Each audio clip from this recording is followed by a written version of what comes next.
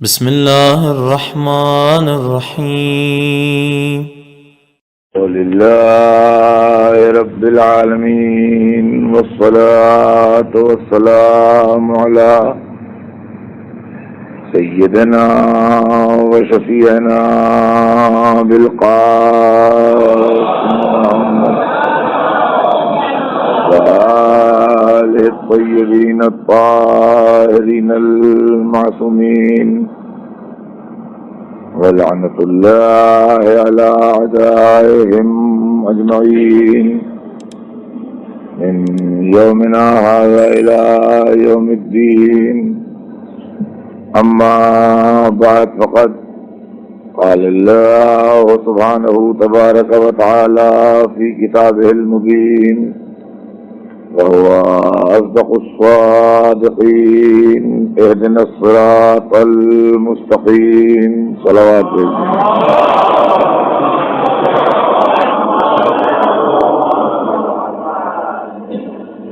خداوند عالم قرآن مجید میں ارشاد فرما رہا ہے کہ اهدنا الصراط المستقیم، یعنی اللہ ہمیں سیدھے راستے پر باقی رکھ. سلسلہ کلام ذہن علی میں ہوگا. ہمارے آپ کے درمیان صراط مستقیم کے موضوع پر گفتگو چل رہی ہے، اور یہ بات کسی ذہن میں نہ آئے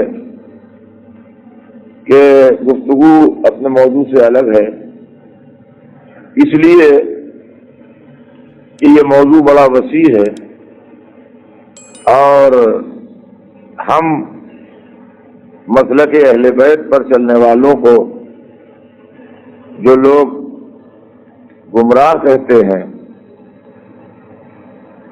اور ہمارے اوپر اعتراض کرتے ہیں، تو جب تک ہم اس بات کی وضاحت نہ کر دیں کہ وہ اعتراضات غلط ہیں اور گمراہ کرنے والوں کا دعویٰ بے دلیل ہے، اس وقت تک مسئلہ صراط مستقیم واضح نہیں ہوتا. لہذا یہ گفتگو موضوع کے اندر ہی ہے، موضوع سے باہر نہیں ہے. کل ہمارے آپ کے درمیان جو گفتگو تھی وہ مسئلہ تحریف قرآن پر تھی، اس لیے کہ ہمارے اوپر یہ الزام لگایا جاتا ہے کہ ہم لوگ قرآن پاک کو نہیں مانتے، یا اگر مانتے ہیں تو اس کو محرف مانتے ہیں، یعنی تحریف کیا ہوا مانتے ہیں، اور ہمارا قرآن الگ ہے. ہمارے قرآن کے 40 پارے ہیں، عام مسلمانوں کے قرآن کے 30 پارے ہیں، وغیرہ وغیرہ. اس طرح کے الزامات جو ہیں یہ ہمارے اوپر لگائے جاتے ہیں. چنانچہ میں نے کل کی مجلس میں اس بات کی وضاحت کی کہ پارے عہد رسول میں تھے ہی نہیں، عہد خلفاء میں بھی پارے نہیں تھے، جس وقت قرآن جمع کیا گیا اس وقت بھی پارے نہیں تھے. یہ تو عہد یزید میں پارا پارا کیا گیا قرآن. تو یہ الزام تو بالکل جاہلوں کا الزام ہے، محض مسلمانوں کو، عام مسلمانوں کو ہم سے دور رکھنے کے لیے اور ہمارے متعلق غلط فہمی پیدا کرنے کے واسطے یہ الزام ہے کہ یہ لوگ قرآن کو 40 پاروں کا مانتے ہیں، 30 پاروں کا نہیں مانتے. 40 پارے نہ 30 پارے، قرآن جس طرح سوروں کی شکل میں نازل ہوا اس طریقے سے سارے مسلمان مانتے ہیں، ہم بھی مانتے ہیں. اب یہ کن سیاسی حالات کی بنیاد پر قرآن کو پاروں میں تقسیم کیا گیا وہ میں نے کل آپ کی خدمت میں عرض کی. اصل بات ہمارے آپ کے درمیان کل نہ ہو سکی وقت کی تنگی کی وجہ سے. وہ بات ہمارے آپ کے درمیان آج ہوگی. صرف کل اتنی بات ہوئی کہ تمام مسلمان مانتے ہیں کہ یہ قرآن کی ترتیب جو ہے یہ مطابق تنزیل نہیں ہے، یعنی جس طرح نازل ہوا اس طرح سے ترتیب نہیں ہے، اور یہ ہم بھی مانتے ہیں کہ یہ قرآن کی ترتیب جو ہے یہ مطابق تنزیل نہیں ہے. اس کے اندر کوئی نہ کسی کو اختلاف ہے اور نہ ہمیں اختلاف ہے. یہ سارے مسلمان مانتے ہیں، یہ ہم بھی مانتے ہیں.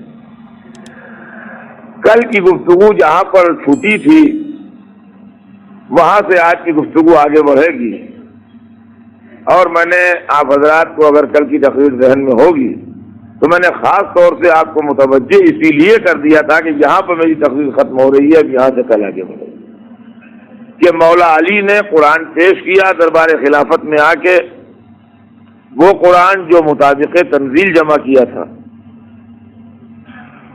اور اس وقت کے ارباب حل وقت نے جو ذمہ دار تھے ان لوگوں نے کہا کہ یا علی ہمیں یہ قرآن نہیں چاہیے۔ مولا علی نے کوئی بحث نہیں کی کہ کیوں نہیں چاہیے، کیا مطلب ہے تمہارا، کیا ہے کیا نہیں ہے، کہا ہمیں یہ قرآن نہیں چاہیے۔ انہوں نے اس قرآن کو اپنے ابا میں لپیٹ لیا، ان تمام اجزاء کو، اور فرمایا کہ اب یہ قرآن تم میرے قائم کے ظہور تک نہ دیکھ پاؤ۔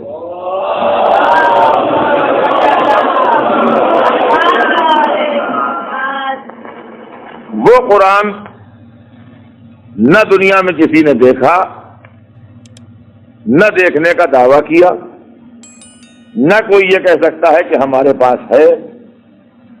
ایسا علی نے کیوں کیا؟ پہلے اس مسئلے پر غور کیجئے کہ ایسا علی نے کیوں کیا اور کیا سبب تھا کہ علی ابن ابی طالب نے ایسا کیا۔ اس کی وجہ یہ ہے کہ اگر علی اپنے قرآن پر اصرار کرتے، دوسرا ایک اعتراض یہ ہوتا ہے کہ مولا علی نے جب اپنے دور حکومت میں اس قرآن کو کیوں نہ نافذ کر دیا۔ کچھ لوگ یہ بھی کہتے ہیں کہ جب وہ برسر اقتدار آئے تو کیوں نہ انہوں نے اس قرآن کو نافذ کر دیا۔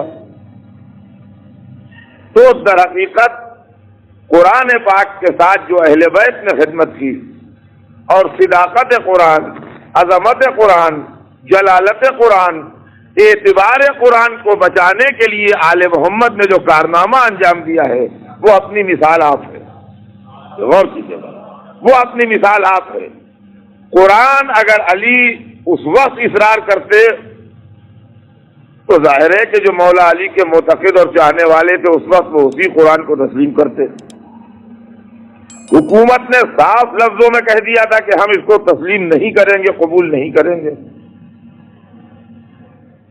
تو وہ نہ تسلیم کرتے تو فوری طور پر دو قرآن ہوتے، یا مولا علی اپنے دور حکومت میں وہ قرآن نافذ کرتے تو جو علی کے ماننے والے تھے وہ تو اس کو قبول کرتے، لیکن اس زمانے میں بھی جو علی کا مخالف سیکشن تھا وہ ہرگز اس قرآن کو قبول نہ کرتا۔ لیکن یہ رسم ضرور پڑ جانے کا خطرہ تھا کہ جب خلیفہ بدلے، جب قرآن بدلے، اس لیے کہ علی کے بعد جو دور اقتدار آیا وہ پھر قرآن کو تبدیل کرتا، تو اب نہ جانے اسلام میں کتنے قرآن ہو جاتے، اور پھر ہر مسلمان اپنا قرآن بغل میں دبا کے استدلال کرنے نکلتا۔ تو قرآن کی صداقت، قرآن کی وحدت، قرآن کی عظمت اور قرآن کی جلالت خطرے میں پڑ جاتی، اور قرآن کی وہ اہمیت باقی نہ رہتی عالم اسلام میں جو آج ہے۔ لہذا در حقیقت یہ احسان علی کا احسان ہے قرآن پر کہ انہوں نے ایک قرآن کے کئی قرآن نہ بننے دیے اور اسی قرآن کے اوپر خود کو بھی راضی رکھا۔ غور کیجیے گا، تو یہ تو اس مسئلے کی بات ہے کہ مولا علی نے اپنے دور میں قرآن پاک کو تبدیل کیوں نہ کر دیا۔ تبدیل تو کر دیتے مگر آگے چل کے عالم اسلام میں کئی قرآن ہو جاتے جس سے دین کو نقصان پہنچنے کا اندیشہ تھا، اس لیے مولا علی نے ایسا نہیں کیا۔ اب آئیے دو قدم اور آگے بڑھائیں اس سلسلے کو کہ ہم لوگ کیا تحریف کے قائل ہیں اور کیا شیعہ یہ مانتے ہیں کہ اس قرآن کے اندر کمی ہے اور زیادتی ہے۔ تو جہاں تک یہ مسئلہ ہے کہ اس قرآن میں کچھ زیادتی ہے، یہ دو باتیں ہیں، کمی ہونا اور زیادتی ہونا۔ جہاں تک یہ مسئلہ ہے کہ اس قرآن میں کوئی زیادتی ہے اور کوئی انسانی جملہ اس میں شامل ہے جو وہی نہیں ہے، اس کا ہمارے علماء میں کوئی ایک شخص بھی قائل نہیں۔ پوری تاریخ علماء شیعہ فقہ الاسلام کلینی سے لے کے اس وقت تک اس بات سے انکار کرتی ہے کہ اس قرآن پاک میں جو اس وقت موجود ہے کوئی انسانی جملہ جو وحی پروردگار نہ ہو وہ شامل ہے، سب انکار کرتے ہیں۔ یعنی اس قرآن میں کوئی زیادتی نہیں ہے، اس کا سب اقرار کرتے ہیں بلا اختلاف۔ اس لیے کہ یہ دو باتیں، ان دونوں باتوں کو ذہن میں الگ الگ کر کے سوچیے، کسی چیز میں زیادتی کا ہونا یا کسی چیز میں کمی کا ہو جانا۔ اور میاں یہ دو باتیں الگ الگ ہیں، زیادتی کمی کو ایک ہی فہرست میں نہ جوڑ ڈالیے۔ زیادتی ہونا ایک الگ معاملہ ہے، کمی ہونا ایک الگ معاملہ ہے، یہ دونوں چیپٹر الگ الگ ہیں، اور ترتیب تنزیل کے مطابق نہ ہونا یہ ایک الگ معاملہ ہے، یہ تیسرا چیپٹر ہے۔ یہ تینوں موضوعات جو ہیں یہ ملا نہ دیجیے گا ایک ساتھ۔ ترتیب مطابق نزول نہیں ہے، یہ سب مانتے ہیں۔ اس قرآن پاک میں کوئی زیادتی نہیں ہے، اس کو سارے علماء مانتے ہیں، اور سب اس بات پر زور دیتے ہیں کہ اس کے اندر کوئی زیادتی نہیں۔ اب یہ مسئلہ کہ اس کے اندر کوئی کمی بھی نہیں ہے، یہ رہ گیا یہ مسئلہ ایک آخری کہ اس کے اندر کوئی کمی بھی نہیں ہے۔ تو اس مسئلے میں اکثر بڑے بڑے علماء اس بات کے قائل ہیں کہ اس کے اندر کوئی کمی بھی نہیں ہے۔ میں ابھی ان کے نام لوں گا اور بتاؤں گا آپ کو کہ کون کون سے علماء اور کس پائے کے علماء ہیں کہ جنہوں نے یہ بات کہی ہے کہ اس کے اندر کوئی کمی بھی نہیں ہے۔ لیکن بعض قول اگر آپ ڈھونڈیں گے تو ہمارے یہاں بھی ایسے مل جائیں گے، اس لیے کہ میں جو بات پڑھ رہا ہوں یہ بات میں کئی مجلسوں میں کہہ چکا، لہذا اس کو ریپیٹ کرنے کی ضرورت نہیں کہ اب مجلسیں ویڈیو اور آڈیو کے ایجاد ہو جانے کے بعد مجلسیں نہیں رہ گئی ہیں، کتابیں ہو گئی ہیں، اور کتاب کے اندر کچھ لکھ دینا 10 برس کے بعد، 20 برس کے بعد یا 100 برس کے بعد بھی جواب طلبی اس سے ہو سکتی ہے۔ لہذا مسئلے کے ہر پہلو کے اوپر جب تک نظر نہ کی جائے اس وقت تک اس کا حق ادا نہیں ہوگا۔ تو جہاں تک یہ مسئلہ ہے کہ اس کے اندر کمی ہوئی ہے تو بڑے بڑے علماء جن کا میں ابھی نام لوں گا بہت سے ایسے ہیں کہ جنہوں نے اس پہ انکار کیا ہے کہ نہیں کوئی کمی نہیں ہوئی، اور انہوں نے دلیل میں قرآن پاک کی آیت پیش کی ہے کہ اِنَّا نَحْنُ نَزَّلْنَا الذِّكْرَ وَإِنَّا لَهُ لَحَافِظُونَ، ہم نے ذکر کو نازل کیا ہے اور ہم اس کی حفاظت کرنے والے ہیں۔ لیکن بعض قول اور بعض ضعیف روایات اس سلسلے میں ہماری کتابوں میں ضرور مل جائیں گے آپ کو کہ کوئی جز اس میں کہیں سے کوئی جملہ کوئی لفظ کم ہوا، اور میام وہ کیا تھا، وہ قرآن کے کا جز تھا یا وہ ایک وضاحتی نوٹ تھا، یہ ایک الگ بحث ہے۔ جیسے کہ ایک عبارت کو واضح کرنے کے لیے انڈر بریکٹ کچھ لکھ دیا جائے جو اس کا ٹرانسلیشن نہ ہو یا اصل ٹیکسٹ کا جز نہ ہو، مگر بات کو واضح کرنے کے لیے جیسے آیا بلغ میں بات کا خیال ہے کہ یا ایھا الرسول بلغ ما انزل الیک من ربک فی علی فإن لم تفعل فما بلغت رسالتہ، تو فی علی یہ نازل ہوا ہے قرآن کی شکل میں یا یہ کہ یہ ایک وضاحت ہے اس کی، یہ ایک مسئلہ ہے، اور ہمایاب نے یہ ذہن میں رہے۔ لیکن ان چند ضعیف اقوال کی بنا پر جن کو ہمارے بڑے علماء نے رد کیا ہے، ہمارے اوپر یہ الزام اس لیے درست نہیں ہے کہ بقیہ عالم اسلام جو اپنے کو قرآن کا سگا رشتہ دار بتاتا ہے ان کے یہاں اس سے کہیں زیادہ گڑبڑ موجود ہے۔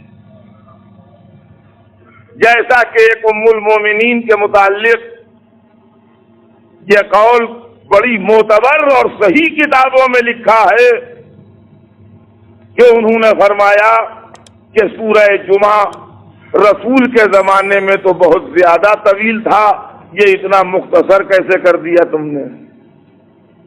تو معظمہ کا یہ ارشاد اس بات کی طرف نشاندہی کرتا ہے کہ سورہ جمعہ کے کچھ اجزاء ضائع ہو گئے۔ اب کہاں ضائع ہوئے وہ اور دوسری روایت سے پتہ چلتا ہے کہ جس وقت قرآن جمع ہو رہا تھا اس وقت ایک دوسری معظمہ کے گھر میں اس کے کچھ اجزاء تھے، جب وہاں سے منگوائے گئے تو انہوں نے کہا وہ تو بکری کھا گئی۔ اب یہ بڑی غضب کی بات ہے کہ اتنی محترم کتاب اتنی لاپرواہی سے رہے کہ بکری کھا جائے۔ اسلام پر نہ جانے ان بکریوں نے کون کون سی مصیبتیں نازل کی، ہمیں خبر ہی نہیں۔ صلوات بھیجنے محمد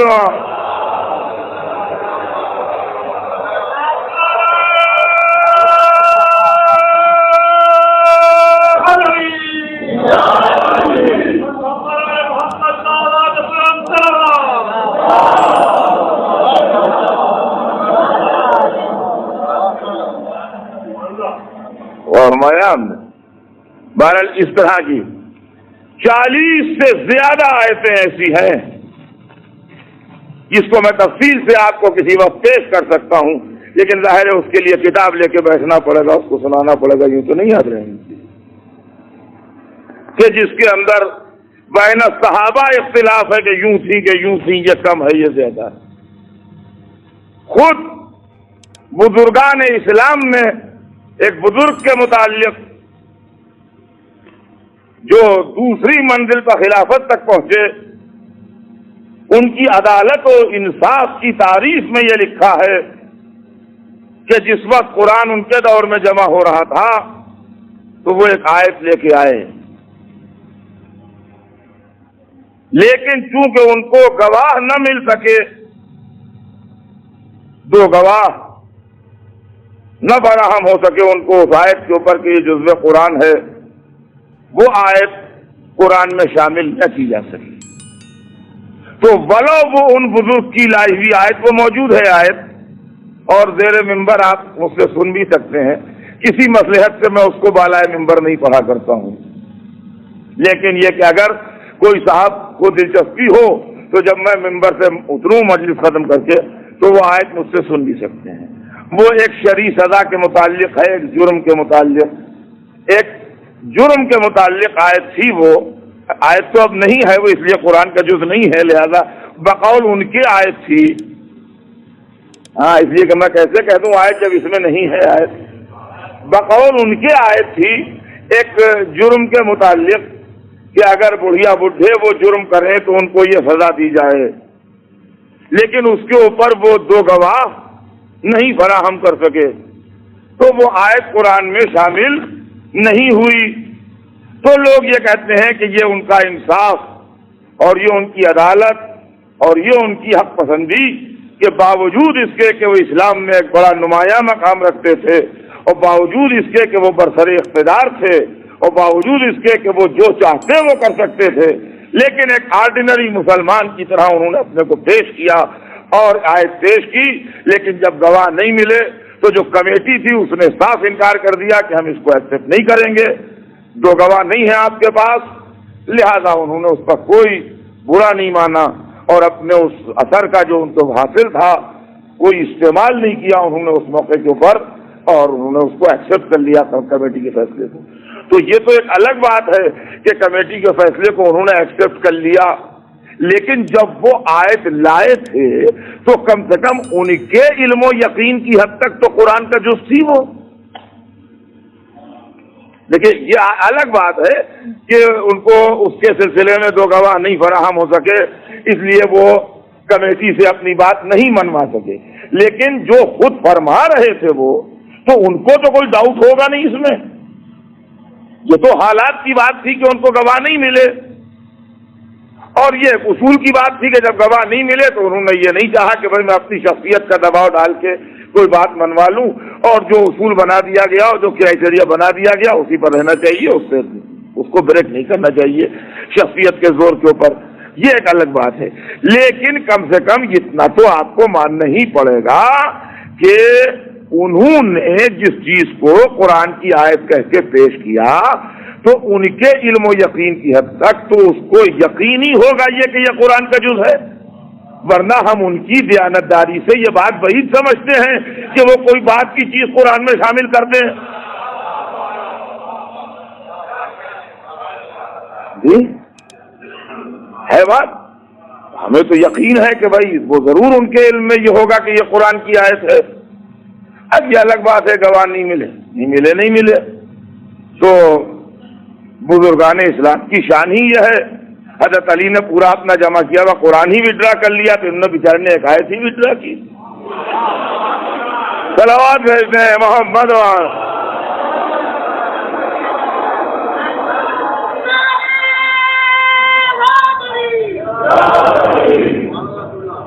ہمارا تو اب یہ تو ٹھیک ہے بھائی، بزرگوں کی باتیں ہم تو خود ہی کہتے ہیں کہ بزرگوں کی باتیں بھی بزرگ ہوتی ہیں اور بڑی ہوتی ہیں، ایسی بات تو نہیں ہے۔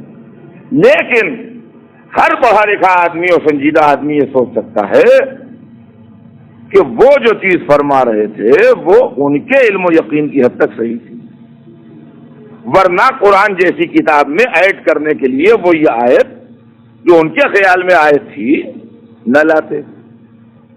اچھا گواہ ان کو نہیں ملے، نہیں شامل ہوئی قرآن میں، تو ان کا خیال کیا رہا ہوگا زندگی بھر تادم مرد یہ قرآن میں یہ آیت کم ہے۔ تو اگر ہمارے بعض علماء نے یہ لکھ دیا تو جو سزا ان بزرگ کے لیے تجویز کریں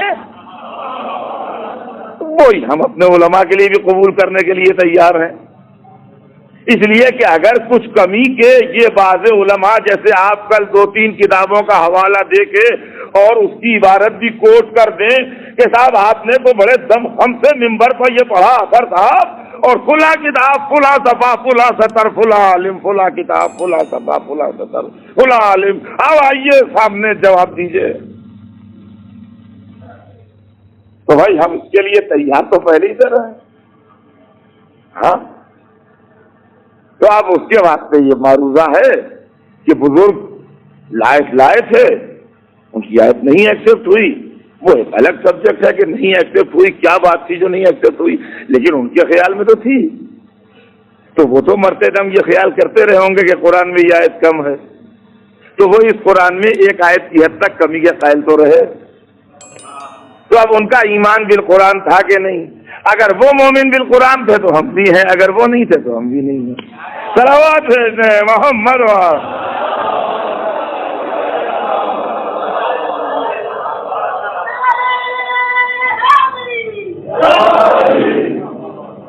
تو یہ ذہن میں ہمیشہ رہے، اس لیے کہ بات جو ہے وہ کچھ چھپانے سے کسی بات کے فائدہ بھی نہیں ہے، بلکہ اور اپنا کیس غلط بیانی سے کمزور ہوتا ہے، اس کے علاوہ اور کوئی بات نہیں، کمزور ہو جاتا ہے اور لوگوں کے دماغ میں شبہ پیدا ہوتے ہیں۔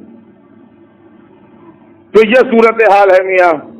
اچھا پھر اور بہت سے حضرات بزرگ صحابہ کرام جیسے حضرت عبداللہ ابن مسعود رحمۃ اللہ علیہ جو بزرگ صحابہ میں اور بڑے عالم صحابہ میں جن کا شمار تھا،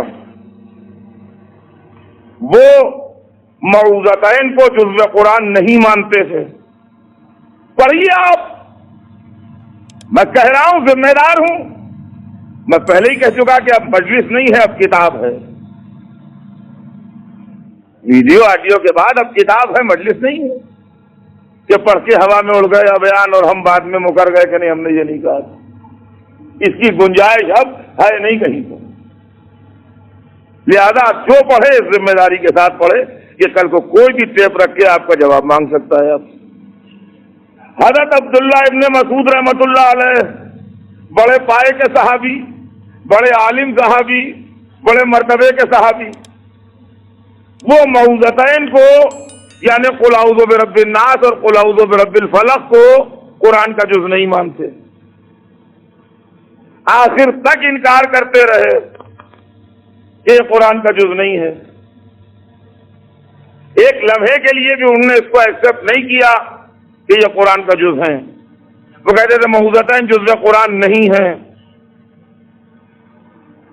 صحابی ہیں, بڑے مرتبے کے ہیں, بس میں رسول کے بیٹھنے والے ہیں, اسلام میں قابل اعتبار ہیں, بڑے بڑے علماء حدیث ان سے روایت حدیث کرتے ہیں اور بڑی معتبر ان کی حدیثیں مانی جاتی ہیں. ان کے متعلق کیا خیال ہے آپ کا؟ ان کا ایمان قرآن پر تھا یا نہیں تھا؟ حضرت ابی ابن کعب انہوں نے بھی قرآن جمع کیا تھا. یہ سب سنیے اور بچوں کے ذہن میں پڑا رہے, ایک ہی بات نہیں ہے, یہ بڑا لمبا معاملہ ہے. یہ بھی رسول کے صحابی تھے, یہ بھی عالم علم قرآن تھے, یہ بھی بڑے پائے کے صحابہ میں ان کا شمار تھا. صحابہ کبار کی فہرست میں حضرت ابی ابن کعب کا بھی نام آتا ہے, یہ بھی بڑے مرتبے کے صحابی تھے. حضرت ابی ابن کعب نے اس قرآن کو ایکسپٹ نہیں کیا, اپنا قرآن خود مرتب کیا, لیکن اس میں بھی اس سے کچھ فرق تھا. ان کے متعلق کیا خیال ہے آپ کا؟ ان کا ایمان بالقرآن درست تھا یا نہیں؟ اب ایک کی بات نہیں رہ گئی. بڑے صحابہ, صحابہ کبار, خلفاء اسلام, ازواج رسول, بھائی اس کے بعد اسلام میں کیا ہے؟ اس کے آگے اسلام میں کیا ہے؟ خلیفہ, صحابی, ام المومنین. ام المومنین فرماتی ہیں کہ سورہ جمعہ طویل تھا, مختصر ہو گیا. ایک خلیفہ فرماتے ہیں کہ یہ آیت قرآن میں تھی, گواہ نہ ہوئے اس لیے نہیں شامل ہوئی, ورنہ ہونا چاہیے تھی. عبداللہ ابن مسعود فرماتے ہیں کہ قل اعوذ برب الناس اور قل اعوذ برب الفلق جزء قرآن نہیں ہیں. ابی ابن کعب اس سے اختلاف کر کے خود اپنا مصحف رکھتے ہیں. اب ان بزرگوں کے لیے, ان امہات مومنین کے لیے, ان خلفاء کے لیے جو عالم اسلام فیصلہ کرے وہ ایک ہی ججمنٹ میں ہم کو بھی ججمنٹ سنا دے. یہ ڈسکریمنیشن نہ ہو کہ وہ بزرگ ہیں ہم چپ رہیں گے, تم خرد ہو تمہیں کافر کہیں گے.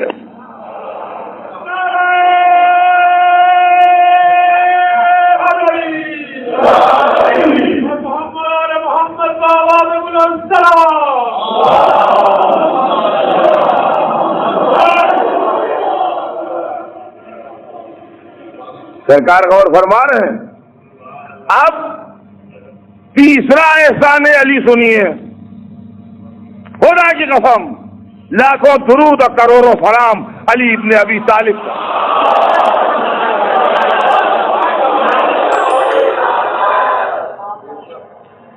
سوال یہ پیدا ہوتا ہے کہ جب حضرت عبداللہ ابن مسعود نے اپنا مصحف الگ مرتب کیا اور حضرت ابی ابن کعب نے اپنا مصحف الگ مرتب کیا تو پیش کیوں نہ کیا؟ کوئی مانے یا نہ مانے, لیکن یہ بھی میرے مولا علی کا احسان ہے کہ اس ساری فہرست میں سب سے بھاری نام, سب سے اونچا نام, سب سے بڑا نام علی کا ہے. کیونکہ علی نے امت میں اختلاف کے خیال سے اپنا مصحف وڈرا کر لیا, لہذا کسی کی ہمت نہ پڑی کہ علی کے بعد آ صلوات پر محمد.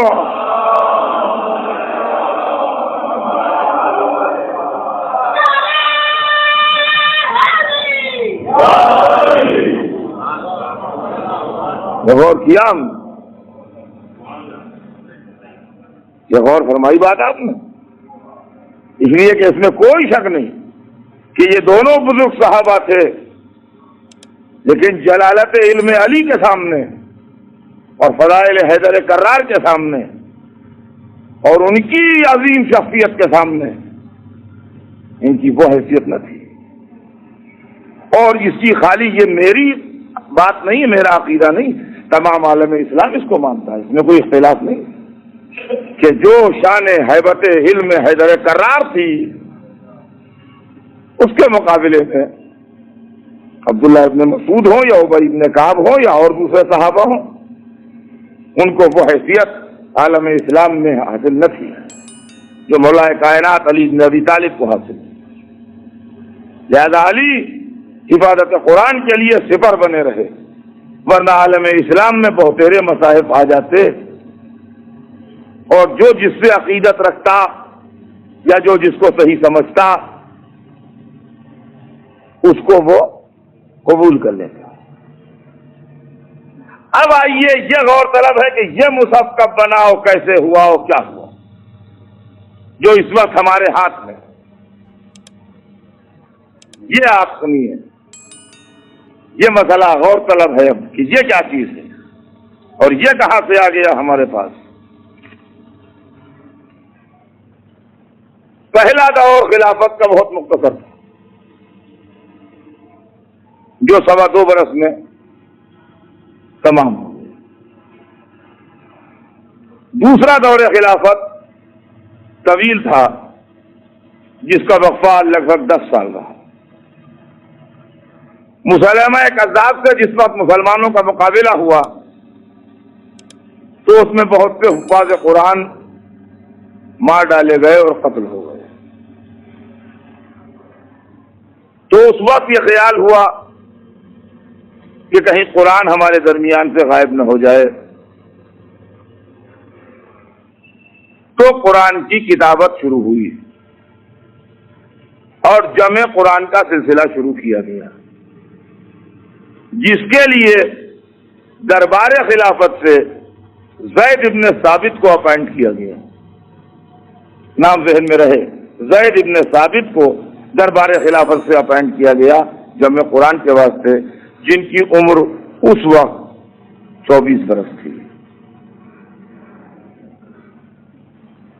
جن کی عمر اس وقت 24 برس تھی۔ کس وقت 24 برس تھی؟ یعنی اگر بالکل آغاز دور خلافت میں ان کا اپائنٹمنٹ ہوا ہو تو سن 14 ہجری میں ان کی عمر 24 برس تھی۔ اس کا مطلب یہ ہے کہ ان کو رسول کا ابتدائی دور نبوت نہیں یاد ہو سکتا ہے، یہ ذہن میں رہے۔ اور ان سے کہیں زیادہ بزرگ صحابہ موجود تھے، مسن صحابہ موجود تھے، عالم صحابہ موجود تھے، جو ابتدائی دور سے حضور کی حیات پاک کو دیکھتے آ رہے تھے، لیکن کون سے مسالے ایسے تھے کہ جن مسالے کی بنیاد پر ایسا ہوا یہ ہم نہیں جانتے، یہ وہی لوگ بتا سکتے ہیں جنہوں نے ان کو اپائنٹ کیا تھا۔ بہرحال وہ اپائنٹ ہوئے اور انہوں نے قرآن کو اس اصول کے اوپر کہ جو آیت لائے ساتھ میں 2 گواہ لائے، اس اصول کے اوپر اس کو جمع کر دیا۔ جمع ہو گیا، لیکن جب دور خلافت تبدیل ہوا تو یہ خیال پیدا ہوا کہ نہیں، یہ کام اثر نو ہونا چاہیے۔ واضح رہے یہ بات، یہ جو کچھ پڑھ رہا ہوں 1 حرف کا ذمہ دار ہوں۔ یہ خیال پیدا ہوا کہ یہ کام اثر نو ہونا چاہیے، پھر دوبارہ ہونا چاہیے، اور جب دوبارہ ہونا چاہیے تو اس کا مطلب یہ ہوا کہ کچھ نہ کچھ تبدیلی پرانے نسخے سے نئے نسخے میں ضرور ہوگی۔ اس لیے کہ اگر بالکل ایز اٹ از وہی رہنا ہے تو کام کے دوبارہ ہونے کا کوئی مقصد ہی نہیں ہے۔ اگر ایز اٹ از بالکل سیم رہنا ہے تو ہونا یہ چاہیے تھا کہ صرف کاتب مقرر کیے جاتے کہ اس کی کتابت دوبارہ ہو اور اس کی زیادہ کاپیاں بنے اور عالم اسلام کے اندر یہ نشر کی جائے۔ اس موقع کے اوپر ایک بڑا جگر خراش معاملہ سننے میں آتا ہے. کتابوں میں لکھا ہے بھائی، ویسے میرے دل یقین کرنے کو نہیں چاہتا ہے. کتابوں میں لکھا ہے اور ہو سکتا ہے کہ صحیح لکھا ہو، ویسے میرا دل یہ چاہتا ہے کہ کوئی یہ کہہ دے مجھ سے کہ یہ بات غلط ہے تو میں بلا جھگڑا کیے مان لوں گا کہ غلط ہے. آپ یقین مانیے یہ کہ جس چیز کو ماننے کو دل نہ چاہے پھر اس کے اندر کوئی ذرا سا بھی اشارہ کر دے غلط ہے تو ہم مان لیں گے غلط ہے. مگر کتابوں میں یہ لکھا ہے کہ اس دور میں جب اثر نو ترتیب ہوئی تو پرانی کاپیوں کو مٹانے کے لیے ان کو نظر آتش کیا گیا. اگر یہ واقعہ صحیح ہے تو یہ واقعہ انتہا سے زیادہ جگر خراش ہے، انتہا سے زیادہ توہین آمیز ہے، انتہا سے زیادہ تکلیف دہ ہے. دل یقین کرنے کو تو نہیں چاہتا اور بار بار ہم اپنے دل کو سمجھاتے ہیں کہ یہ دل لاکھ کتاب میں لکھا ہو، لاکھ راوی کہیں، لاکھ محدث بیان کریں، تو یہ نہ مان کہ جلایا گیا اس مصحف کو، تو دل تو یہی کہتا ہے. مگر تاریخ ایسی جان کو لگی ہوئی ہے کہ وہ بار بار ثبوت دیتی ہے اور کہتی ہے بھائی حیرت نہ کرو، اگر فاطمہ کا گھر جل سکتا ہے تو قرآن بھی جل سکتا ہے. بہرحال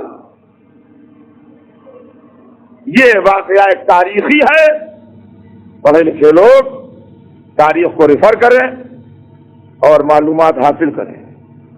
میں بار بار یہ بات دہرا رہا ہوں مجلسوں میں کہ میرا کام جو ہے وہ یہ ہے کہ میں ان مجلسوں کے ذریعے ایک سناپسس تیار کر دوں.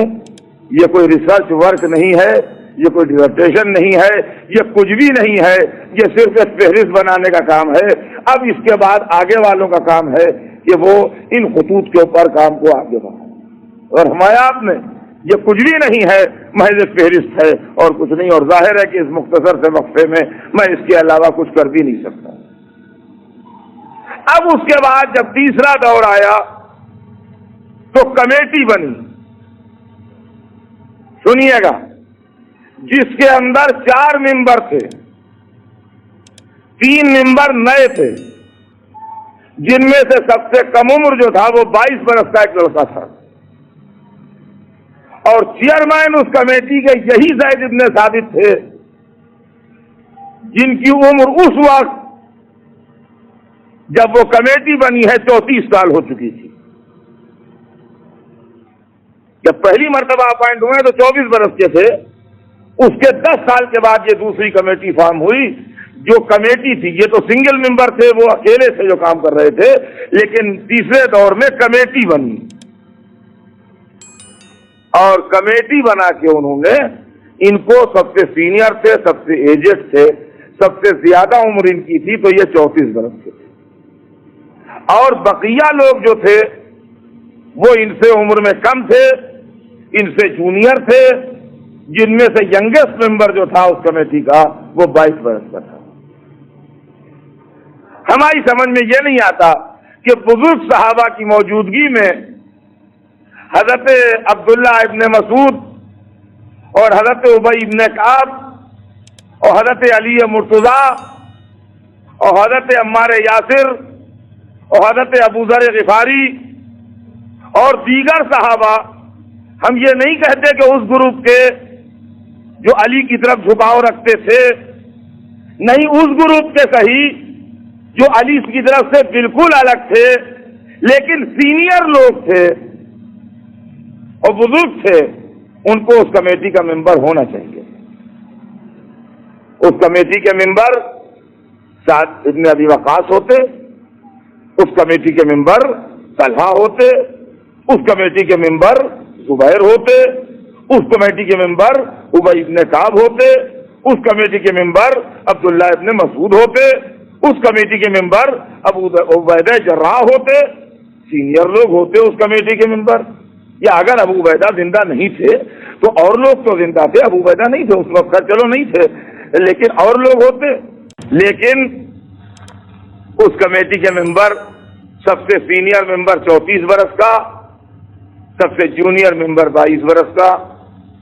کرائٹیریا یہ بنایا گیا کہ بڑے سورے پہلے رکھے جائیں گے، چھوٹے سورے بعد میں رکھے جائیں گے۔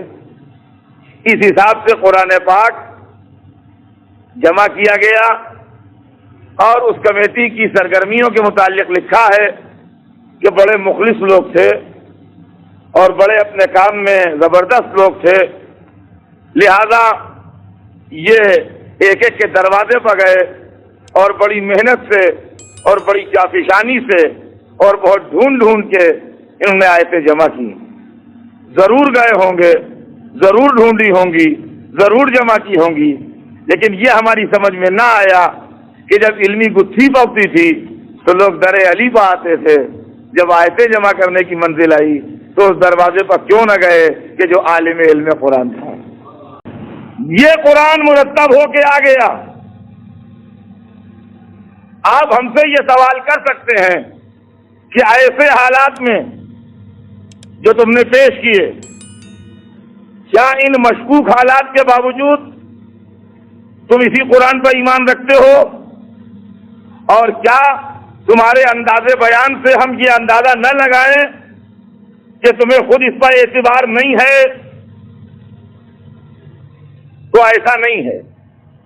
ہم اسی قرآن پر ایمان رکھتے ہیں، اسی قرآن پر عقیدہ رکھتے ہیں، اس قرآن کو منزل من اللہ مانتے ہیں، اس قرآن کو وحی ربانی مانتے ہیں، اس میں کسی اضافے اور کسی کمی کا قائل نہیں ہے۔ اس کی وجہ یہ ہے کہ جو کچھ کام ہوا وہ مولا علی کی موجودگی میں ہوا۔ اگر اس کے اندر ایڈیشن آلٹریشن ہو رہا ہوتا تو علی فوراً اس کی نشاندہی کرتے۔ چونکہ موتی جمع ہوتے جا رہے تھے، خالی ہار کی ترتیب بگڑ گئی تھی، لہذا قرآن سے محبت کرنے والا مطمئن تھا کہ سرمایہ تو جمع ہو ہی رہا ہے، جب وارث آئے گا تو صحیح ترتیب دے لے گا۔ محمد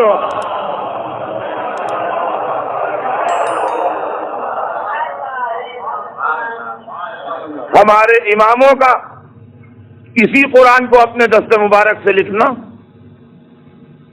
مولا علی کا اور ان کے بعد کے ائمہ طاہرین کا اسی قرآن کو پڑھنا اور پڑھانا اس بات کی دلیل ہے کہ یہ اللہ کا کلام ہے، اور اللہ کے کلام میں کسی کو یہ جرأت اور جسارت نہ تھی کہ تغیر و تبدل کر سکے۔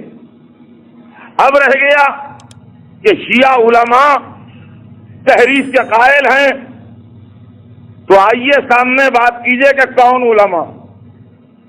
میں آپ کو ایک چھوٹی سی فہرست دیتا ہوں۔ ہمارے علماء آسمان کے ستاروں کی طرح ماشاءاللہ ان کی تعداد کثیر ہے، اور چونکہ ہمارے یہاں اجتہاد کا دروازہ کھلا ہے، لہذا غیبت کبریٰ سے لے کے اس وقت تک، آغاز غیبت کبریٰ سے لے کے اس وقت تک ہمارے پاس بڑے علماء کا تسلسل جاری ہے، چونکہ اجتہاد کا دروازہ کھلا ہے۔ لیکن سنیے اب کہ ہمارے جن علماء نے اس بات کے خلاف صاف لکھا ہے کہ اس قرآن میں کوئی زیادتی و کمی نہیں ہے اور کوئی تحریف نہیں ہے، بلکہ جو کچھ اس میں ہے وہی کلام ربانی۔ شیخ صدوق رحمت اللہ علیہ، شیخ مفید رحمت اللہ علیہ، سید مرتضی علم الہدی رحمت اللہ علیہ، محقق طوسی رحمت اللہ علیہ، یہ ہمارے وہ ستون ہیں، وہ پلر ہیں، وہ عظیم علماء ہیں کہ جن کی علم اور جن کی تحقیق کے اوپر ہمارے فقہ کی بنیادیں استوار ہیں ائمہ علیہ السلام کے بعد۔ ائمہ علیہ السلام کے بعد یہ وہ ہمارے عظیم علماء ہیں کہ جن کا نام ہم لیتے ہیں تو ہماری روح ان کی عظمت کے سامنے کانپنے لگتی ہے۔ اور ائمہ اہل بیت علیہ السلام کے بعد جو دین کی خدمت اور جو اسلام کی خدمت ان حضرات نے انجام دی ہے وہ جاننے والوں سے اور سے پوشیدہ نہیں۔ اور شیعہ فرقے کے اندر قول صدوق کا جو مرتبہ ہے، قول مفید کا جو مرتبہ ہے، قول سید کا جو مرتبہ ہے، قول محقق کا جو مرتبہ ہے، وہ دنیا سے پوشیدہ نہیں ہے. اگر کوئی جان بوجھ کے جاہل بن جائے تو بات الگ ہے. یہ ہمارے وہ متقدمین تھے جنہوں نے صاف انکار کیا ہے کہ ہم کسی تحریف کے قائل نہیں. اب اس کے بعد نہ مجھے زبانی یاد ہے نہ میں فہرست سنا سکتا ہوں. میں نے تو ایک انتہا سے زیادہ بڑے اور زبردست لوگوں کے نام لے لیے آپ کے سامنے کہ جن کے آگے کسی کی مجال نہیں ہے فقہ جعفری میں اور فقہ شیعہ میں کہ وہ دم مار سکے یا اونچا ہو سکے، سر اونچا کر کے بات کر سکے. اب اس کے بعد اگر آپ متاخرین کی فہرست دیکھیں تو آیت اللہ شیخ زین العابدین مازندرانی، آیت اللہ مرزا حسین نائینی، آیت اللہ سید حسین بروجردی، آیت اللہ سید محسن حکیم، آیت اللہ ابو القاسم خوئی مدد اللہ العلی. یہ علماء ہیں جنہوں نے صاف انکار کیا ہے کہ قرآن پاک میں کوئی تحریف نہیں ہوئی. یہ آج کے دور کے ہیں جن کو میں سنا رہا ہوں، آپ سے قریب والا ہے نا. اس کونے سے میں نے کچھ لیے، بالکل ابتدا سے بالکل انتہا سے میں نے کچھ لیے محض آپ کو سمجھانے کے لیے. ورنہ اگر اس طرح کی فہرست سنانے لگوں تو 3 دن تو خالی فہرست ہی سنانے میں لگیں گے بھائی. پھر اس کے لیے اتنی اسٹڈی بھی کرنا پڑے گی، سب کے نام جمع کرنا پڑے گا. تو وہ تو ڈیٹیل ورک ہے، مختصر تو ہے نہیں، وہ میرے بس میں نہیں. لیکن ہمارے یہ بزرگ علماء پھر سن لیجئے ایک دفعہ، شیخ صدوق، شیخ مفید، سید مرتضیٰ، شیخ ابو جعفر طوسی رحمۃ اللہ علیہ جو حوضہ علمیہ نجف کے بانی تھے. معمولی درجے نہیں ہیں، معمولی درجے نہیں ہیں ان لوگوں. انہوں نے تحریف سے انکار کیا اور کہا الزام ہے ہمارے اوپر، جھوٹ الزام. آیت اللہ شیخ زین العابدین مازندرانی، اب متاخرین بالکل اپنے دور کے، اپنے پیریڈ کے، آیت اللہ سید حسین بروجردی، آیت اللہ سید محسن الحکیم رحمہم اللہ، اللہ ان کے درجات عالی ہیں،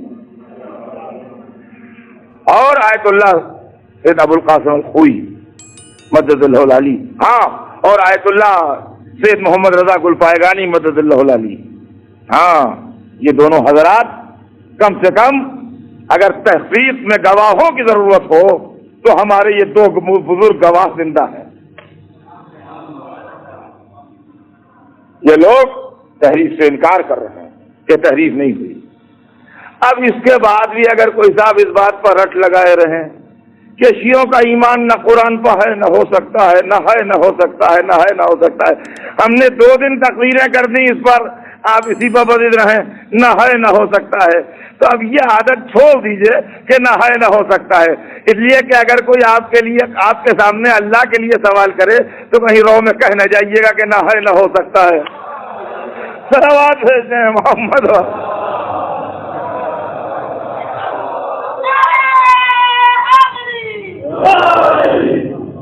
میں یہ بات مانتا ہوں کہ اس مضمون کا ظاہر حق ادا ہونے کا کوئی سوال ہی نہیں 1-2 مجلسوں میں، لیکن اجمالاً تھوڑی سی روشنی اس کے اوپر شاید پڑ گئی ہو کہ ہم لوگوں کے اوپر جو یہ جھوٹا الزام ہے کہ شیعہ لوگ قرآن کو نہیں مانتے ہیں، یہ الزام سراسر غلط ہے، اور اس کو ہر اعتبار سے آپ غور فرما لیں اور سوچیں.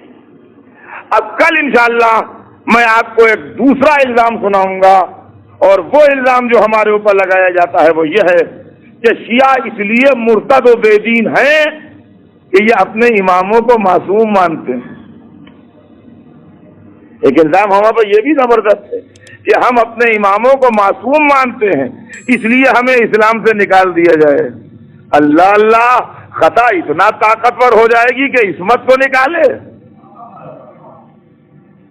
یہ انشاءاللہ کل آپ کی خدمت میں سناؤں گا کہ ہم اپنے اماموں کو معصوم مانتے ہیں یا معصوم بناتے ہیں یا وہ معصوم ہیں ان کی عصمت کا اعلان کرتے ہیں. یہ کیا چکر ہے یہ انشاءاللہ کل عرض کروں گا. یہ آج تو ظاہر ہے وقت میرا ختم ہو رہا ہے اور اس کا کوئی سوال ہی نہیں کہ میں آج اس کا کوئی ذکر کر سکوں.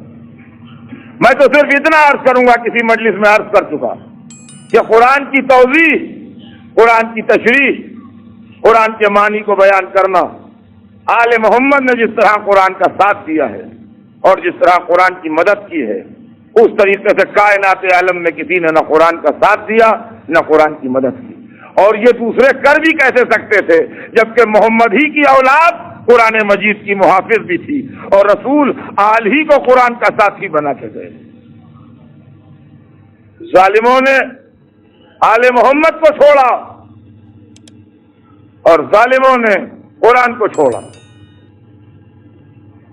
ہم تو کافر ہیں, توجہ چاہتا ہوں, ہم تو کافر ہیں. علی کو مان کے, اہل بیت کو مان کے, قرآن میں تحریف مان کے, اماموں کو معصوم مان کے, تو اب قرآن میں جہاں لفظ قوم استعمال ہو مسلمانوں کے لیے یا مسلمان کا لفظ استعمال ہو, اس سے ہم تو مراد ہوں گے نہیں, اس سے ہم تو مراد ہوں گے نہیں, کہ ہم تو کافر ہیں. قرآن میں جہاں مسلمان کا لفظ استعمال ہو یا قوم کا لفظ استعمال ہو مسلمانوں کے معنوں میں, اس سے ہم تو مراد ہوں گے نہیں, اس لیے کہ ہم تو کافر ہیں. اب اس آیت سے کون مراد ہیں؟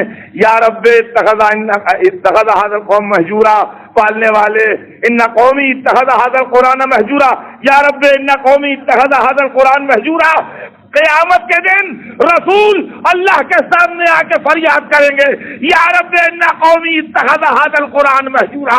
اے پالنے والے فریاد, میری قوم نے اس قرآن کو چھوڑ رکھا تھا, یا تو کافر ہیں, رسول تمہاری تو شکایت کریں گے. صلوات بر محمد.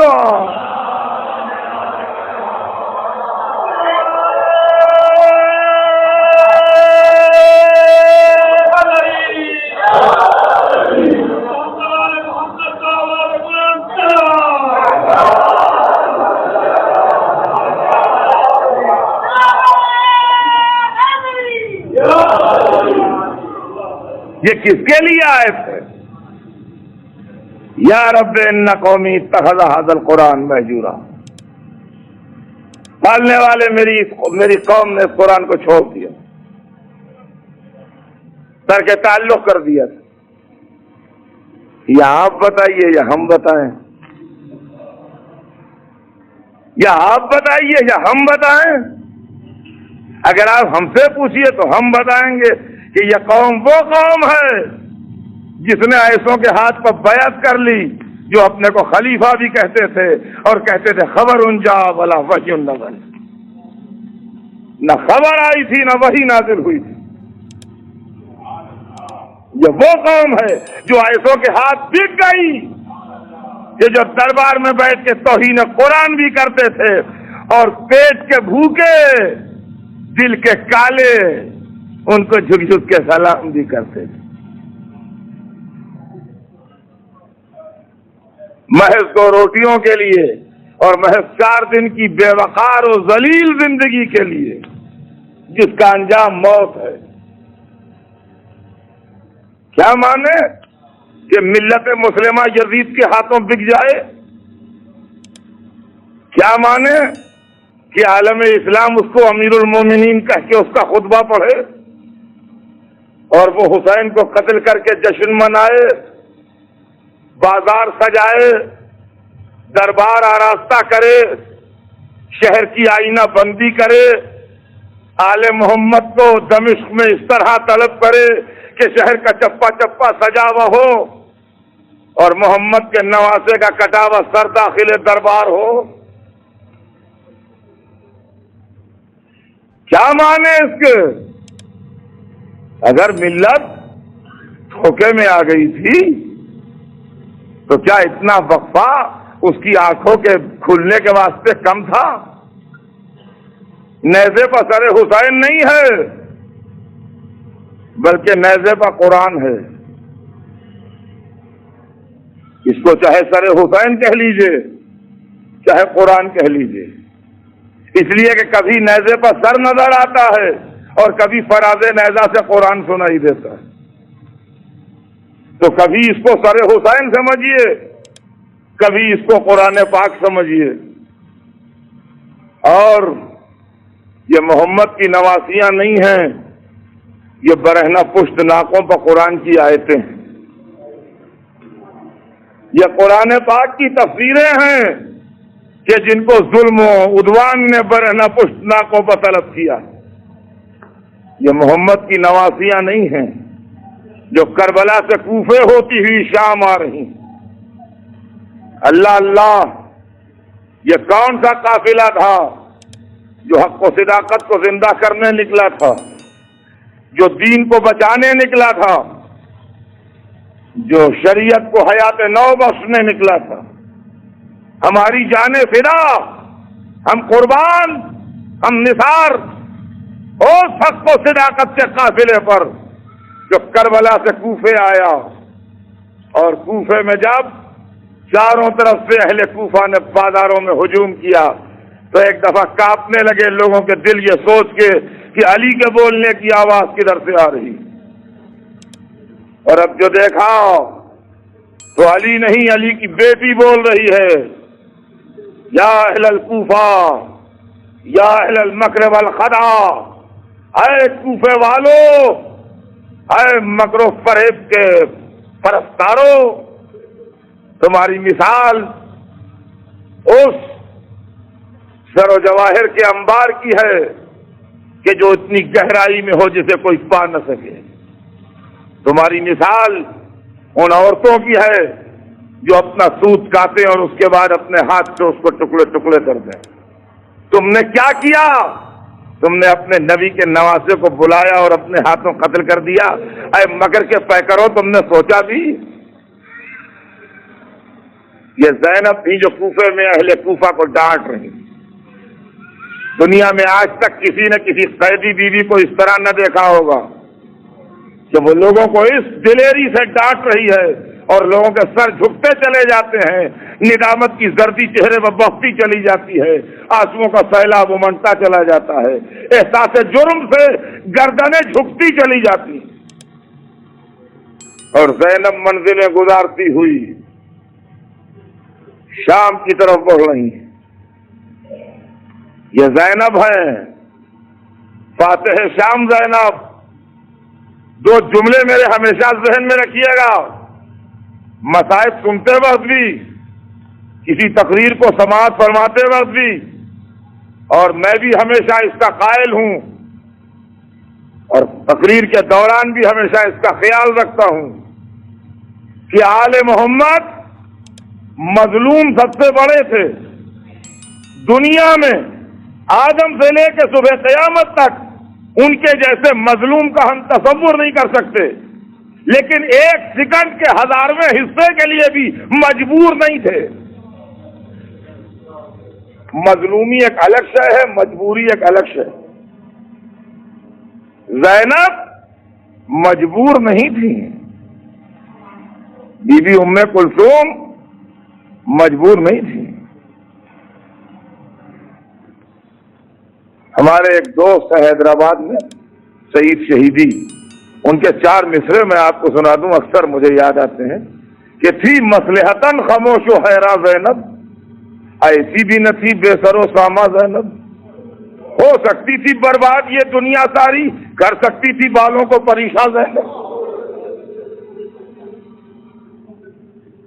رحمت کی نواسی اگر دعا کے لیے ہاتھ اٹھا دیتی تو کائنات پر بجلیاں برس جاتی، لیکن زینب مقصد حسین سے واقف، ایک مشن تھا جس کے تحت بھائی نے قربانی دی تھی، ایک مقصد تھا جس کے تحت حسین نے سر کٹایا تھا، ایک مقصد تھا جس کے تحت شہزادی زینب تشریف لائی تھی کوفے و شام، ایک مقصد تھا جس کے تحت سید سجاد نے ہتھکڑیاں بیڑیاں پہنی تھی۔ اس مقصد کو واضح کرنے کے واسطے یہ سفر ضروری تھا، ورنہ کس کی ہمت تھی کہ زینب کو قیدی بنا لے؟ کس کی مجال تھی کہ جو سید سجاد کو ہتھکڑیاں پہنا دے؟ یہ دین خدا کی بات تھی، دربار کی آئینہ بندی ہے، بازار سجے ہیں، تماشائیوں کا ہجوم ہے۔ یہ وہ لوگ ہیں جن کو یہ سمجھایا گیا ہے کہ یزید کے سوا کوئی رسول کا قرابت دار نہیں ہے، بس یہی خاندان رسالت کی فرد ہے اور کوئی نہیں۔ اور قافلہ آہستہ آہستہ شام کی حدود میں داخل ہو رہا ہے۔ زینب، میں تعزیت دوں آپ کو آپ کے بھائی کی، تعزیت دوں آپ کو آپ کے بھرے گھر کی، تعزیت دوں آپ کو آپ کی بے ردائی کی، تعزیت دوں آپ کو آپ کے بھتیجے کی اسیری کی، یا بیوی آپ کو مبارکباد دوں کہ اگر علی شام نہیں آئے تو دوسرا علی شام کو فتح کرنے شام میں داخل ہو رہا ہے۔ اسی علی کا پوتا علی شام کو فتح کرنے کے لیے شام میں داخل ہو رہا ہے۔ علی ابن الحسین قافلہ اہل بیت کے آگے آگے زنجیروں میں جکڑے ہوئے داخل ہوئے۔ ایک شخص آگے بڑھا، آگے بڑھ کے اس نے اس کو غلط بتایا گیا تھا کہ کون لوگ آ رہے ہیں، اس کو صحیح معلوم نہ تھا کہ کس مرتبے کے لوگ ہیں۔ انہوں نے سید سجاد کو دیکھا، کہا خدا کا شکر جس نے تم کو ختم کیا، تم کو اس نوبت تک پہنچایا۔ ایسے موقع پر آدمی سر جھکا کے گزر جاتا ہے، لیکن مجبور سر جھکا کے گزرتا ہے۔ مختار کیسے سر جھکا کے گزرے؟ سید سجاد نے اس کو دیکھا، کہا تو نے قرآن پڑھا ہے؟ کہا قرآن تو پڑھا ہے، مگر تم لوگوں سے قرآن سے کیا مطلب ہے؟ کہا وہ مطلب تو بعد میں معلوم ہوگا، یہ بتاؤ پڑھا ہے؟ کہاں پڑھا کیوں نہیں؟ کہا انما یرید اللہ کی آیت پڑھی ہے۔ کہاں پڑھی ہے؟ تم سے کیا مطلب مگر اس سے؟ کہا قل لا اسألکم کی آیت پڑھی ہے۔ کہاں پڑھی ہے؟ تم کیوں پوچھ رہے ہو؟ کب آتے ذی القربہ حقہ پڑھا ہے؟ کہاں پڑھا ہے؟ بالکل پڑھا ہے، مگر تم سے ان باتوں کا مطلب کیا؟ کہا یہ آیتیں ہمارے ہی لیے تو ہیں۔ سر سے پیر تک اس نے دوبارہ دیکھا، چہرے کی جلالت، رخ کا نور بے گناہی کی دلیل بن گیا۔ کہا آپ کون ہیں؟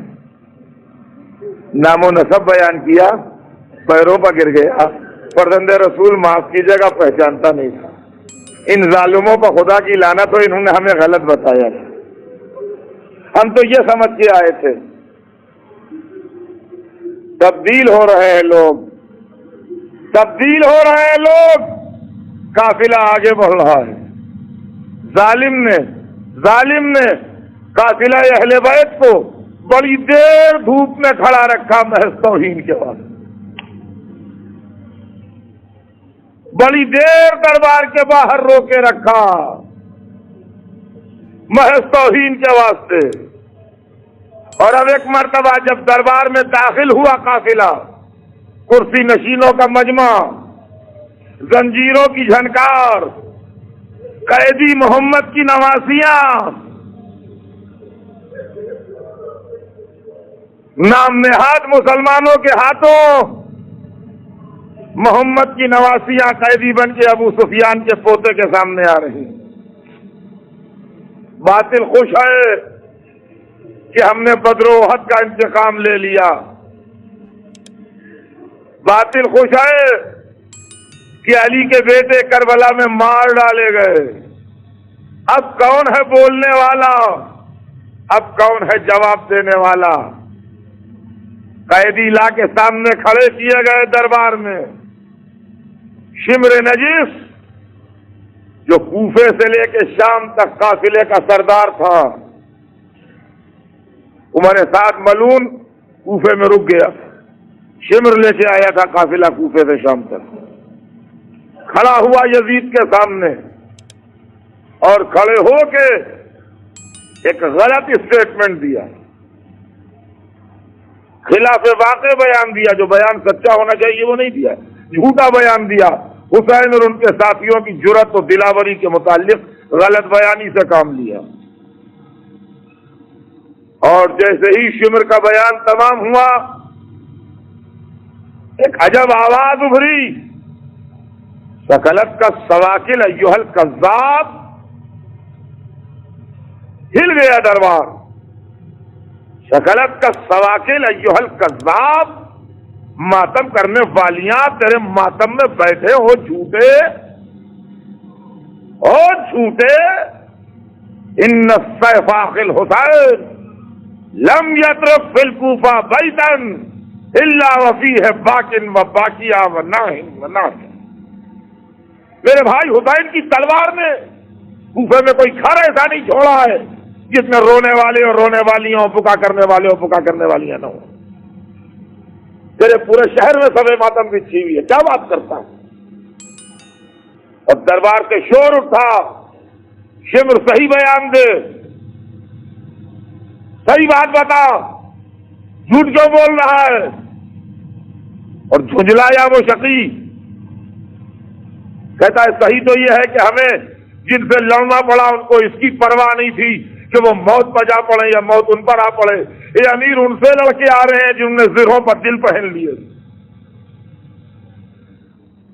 مجبور نہیں ہے زینب، بندے ہاتھوں سے مورخ کے قلم کو پلٹ دیں گی. یزید کے لیے یہ تماشا ناقابل برداشت تھا کہ قیدی اس کی فوج کے افسر کو اس طرح جھوٹا کہہ کے دربار میں ڈانٹے اور دشمن کی دربار میں اس کا فوجی تعریف کرے. یہ سراسر پالیسی کے خلاف باتیں ہوئی. ہٹا دیا شمر کو، ہٹ جا. اور اب کہتا ہے زینب میری بات کا جواب دو. اس میں بڑی میں ہے، اس میری بات میں بڑا غرور ہے، شاہی ہے. یعنی وہ تو ایک چھوٹا آدمی ہے، اس کی بات نہیں، میری بات کا جواب دو.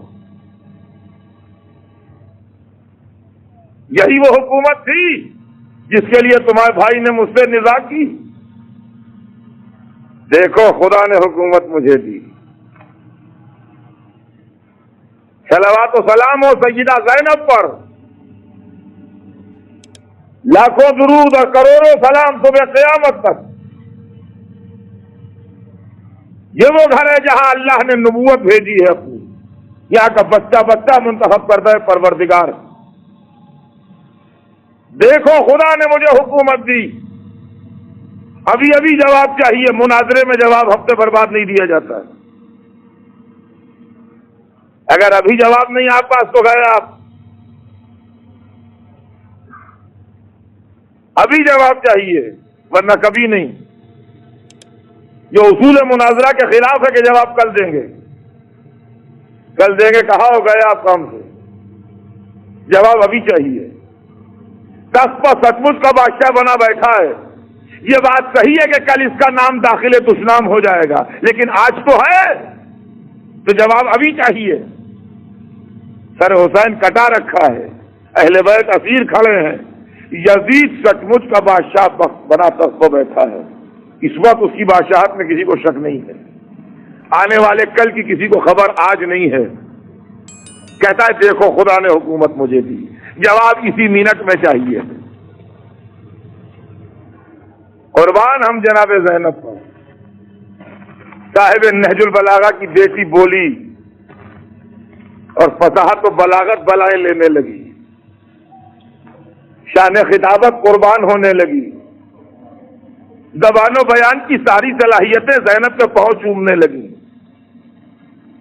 ایک دفعہ پلٹی، فرمایا سنو یزید، اور یہ نہ سمجھنا کہ میری جیسی خاتون تجھے جواب کے لائق سمجھتی ہے. ہائے ہائے، یہ میں کا جواب ہے خالی کہ میری بات کا جواب دو. یہ میری بات کا جواب دو کا جواب ہے.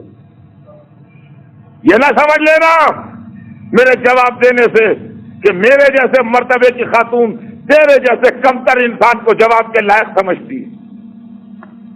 تو اس قابل نہیں ہے کہ میں جواب دوں، لیکن وقت کی بات ہے جو جواب دینا پڑ رہا ہے. پہلے تو میں کو خاک میں ملایا، اب دوسرا ٹکڑا تو نے میرے بھائی پر جو الزام رکھا کہ ان کے دل میں تمنا حکومت تھی. میرے بھائی کے دل میں کبھی تمنا حکومت نہ تھی، نہ وہ حکومت کے خواہش مند تھے. دوسری بات کی وضاحت، زیادہ وضاحت اس لیے نہیں فرمائی کہ تاریخ خود ہی ثابت کرتی ہے آگے بڑھ. یہ مسئلہ بہت وضاحت طلب نہیں، سب جان لیں. بات تو تیسری ہے جو نشتر ہے کہ دیکھو خدا نے مجھے حکومت دی. بس جیسے ہی اس جملے کے جواب پائیں تو معلومات دنیا علم روشن ہو گئی. خدا کی فرمایا اور رہ گیا تیرا یہ خیال او یزید، تیرا یہ کہنا کہ خدا نے تجھے حکومت دی، تو جھوٹا ہے، تو غلط فہمی میں ہے. تو جسے حکومت سمجھ رہا ہے وہ حکومت نہیں ہے بلکہ مہلت ہے. ارے قربان ہو جائے جانے شہزادی زینب پر، ادھر ماضی روشن کر دیا، ادھر مستقبل روشن کر دیا. ادھر نمرود و فرعون و شداد کو جو ملا اس کے آگے صبح قیامت تک جس ظالم کو ملتا چلا جائے. زینب کے ایک جملے نے دونوں طرف روشنی ڈالی کہ حکومت نہ سمجھنا، ظالم کو مہلت ملتی ہے، اہل حق کو حکومت ملتی ہے. کیا تو جسے حکومت سمجھ رہا ہے وہ حکومت نہیں ہے بلکہ مہلت ہے. خدا کی قسم ظالم تڑپنے لگا، لاجواب ہو گیا. بھرے دربار میں یہ رسوائی قابل دید تھی ظلم کی کہ علی کی بیٹی نے سرے دربار اس طرح ڈانٹا کہ دربار دہل کے رہ گیا. یہ کون تھی؟ یہ وہ شہزادی تھی جس کو کھلے سر کبھی آسمان نے بھی نہ دیکھا. یہ وہ شہزادی تھی جو فاطمہ زہرا کی گودیوں کی پالی تھی. یہ وہ شہزادی تھی کہ جب دنیا میں آئی ہے تو رسول اللہ نے کلیجے سے لگا کے، میں ایک جملہ سنیے، میں ختم کر رہا ہوں مجلس. آپ کہیں گے کہاں کی بات کو کہاں پر لے جا کے ختم کر رہے ہو؟ میں کیا عرض کروں، مصائب پڑھتے وقت میرے ذہن میں نظم و ترتیب برقرار نہیں رہتا. بات کہاں کی ہے، ختم کہاں پر کر رہا ہوں.